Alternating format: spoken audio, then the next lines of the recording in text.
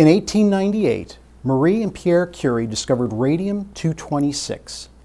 By isolating the element from raw uranium ore, their Nobel Prize-winning research opened up the atom's secrets and gave hope that its mysterious radioactive rays could cure a host of illnesses. Radium did offer new treatments for cancer. Some of them are still used today. However, sobering reality replaced euphoria as radium in consumer products proved dangerous. In the 1920s, serious health problems and deaths among radium factory workers were traced to radium ingestion.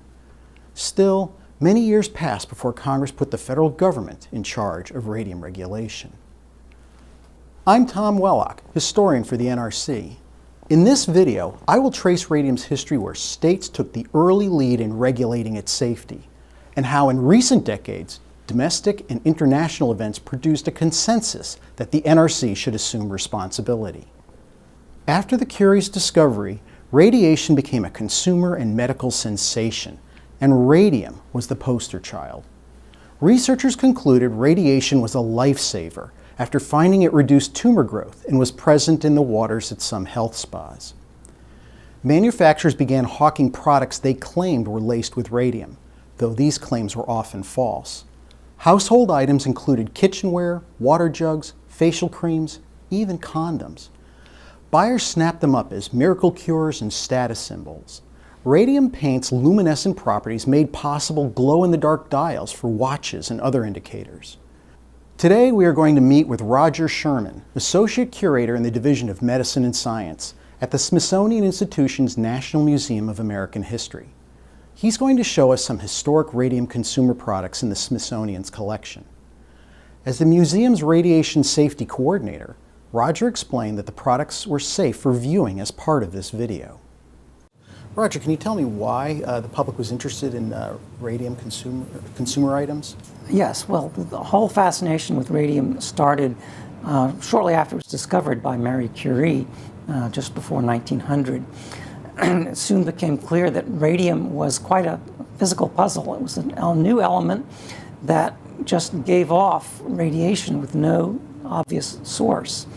So it was only natural for people to think, well, if this radium, if this wonder element gives off radiation like this, maybe it can supply energy to the human body. Maybe it can give us vigor and activity that we otherwise wouldn't have. So what kind of items were popular at the time? Well, as time went on, there was a whole range of products that either actually included radium or claimed to. And we have one here called Radithor, which was just a solution that had a very small amount of radium and other materials in it.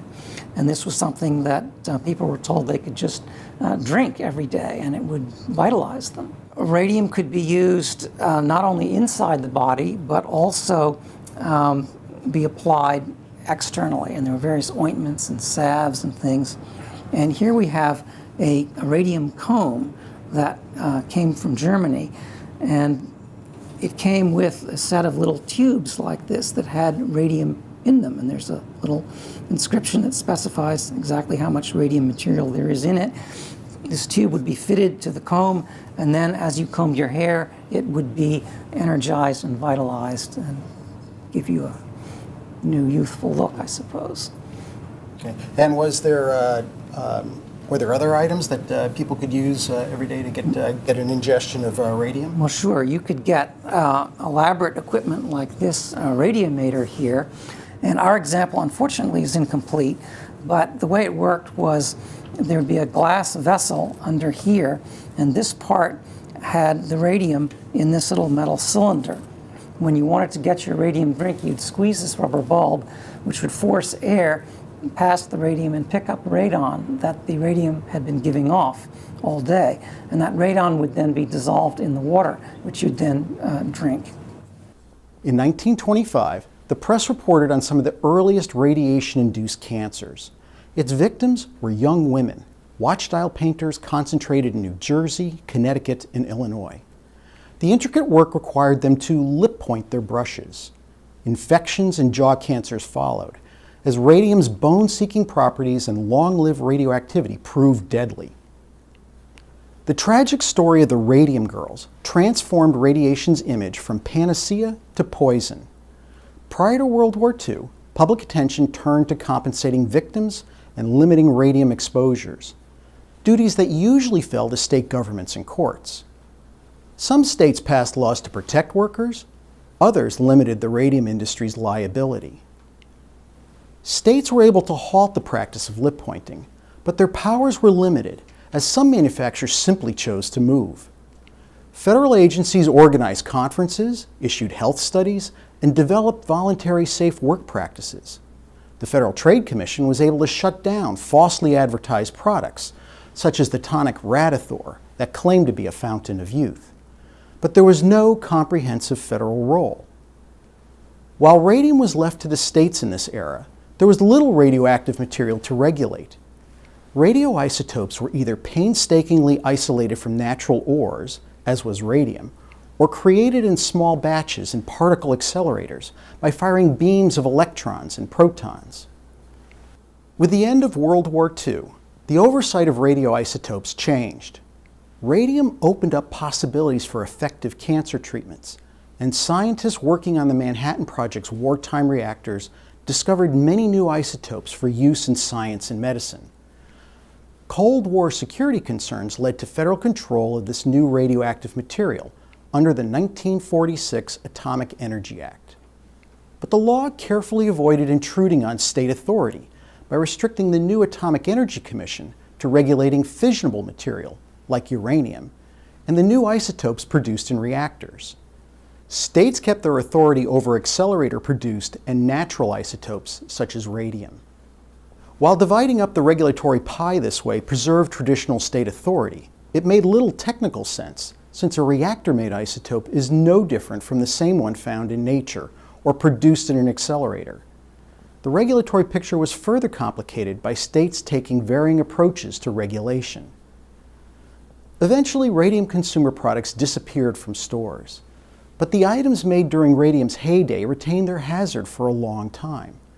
So, from time to time, reports emerged of products found in someone's attic, or radium contamination in a building. In the 1960s, federal and some state health agencies launched a program to collect and dispose of these old radium sources. Over the next 20 years, state radiation control officials asked Congress to put the AEC, and later the NRC, in charge of radium regulation.